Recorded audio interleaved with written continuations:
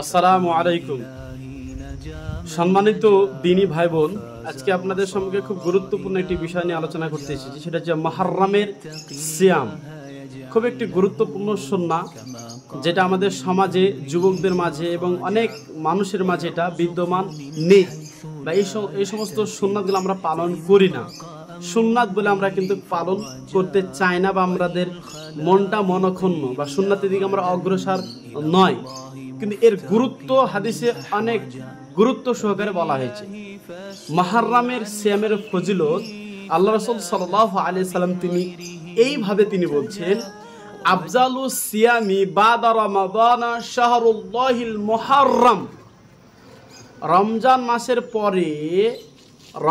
মাসের পরে মুহররমের সিয়ামের গুরুত্ব এবং ফজিলতের বর্ণনা করা হয়েছে।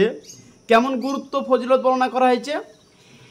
এই মুহররমের দিনে সিয়াম যদি কেউ পালন করে, তো গত এক বছরের যে পাপ মার্জনা আল্লাহ সুবহানাহু ওয়া তাআলা তিনি করে দেন। এটা কিন্তু রাসূলের সুন্নাত হাদিস। রাসূল তিনি বলেছেন, কেউ যদি মুহররমের সিয়াম পালন করে, আশুরা সিয়াম পালন করে, দুইটা সিয়াম রয়েছে, একটা হচ্ছে 9 মুহররম, একটা হচ্ছে 10 মুহররম। 10 হচ্ছে আশুরা সিয়াম, আর আশুরার আগের দিন হচ্ছে 9 মুহররম। 9 এবং 10 যদি সম্ভব না হয় 10 অথবা 11 আপনি সিয়াম পালন করতে পারেন। এটা খুব গুরুত্বপূর্ণ একটি সিয়াম বা আমল। এটা প্রত্যেকের জন্য প্রযোজ্য এবং করণীয়। এটা ফরজ নয়, তবে সুন্নাতের অনেক গুরুত্ব।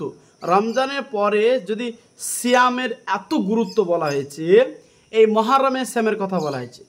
রমজান মাসের পরে যদি কোনো সিয়াম থেকে থাকে, তাহলে সবচেয়ে উত্তম সিয়ামটা হচ্ছে মুহররমের সিয়াম।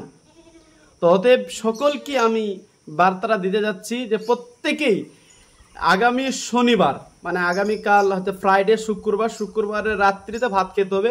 শনিবার এবং রবিবার দুইটা সিয়াম পালন প্রত্যেকেই করার চেষ্টা করবেন। জীবনে আপনি করেননি, কিন্তু আজকে আপনি যদি ভিডিও দেখে থাকেন, তো অন্তত চেষ্টা করবেন যে শনিবার রবিবার সিয়াম পালন করা। যদি সম্ভব না হয় তো রবিবার সোমবার 9-10 বা 10-11 সিয়াম পালন করার চেষ্টা করবে।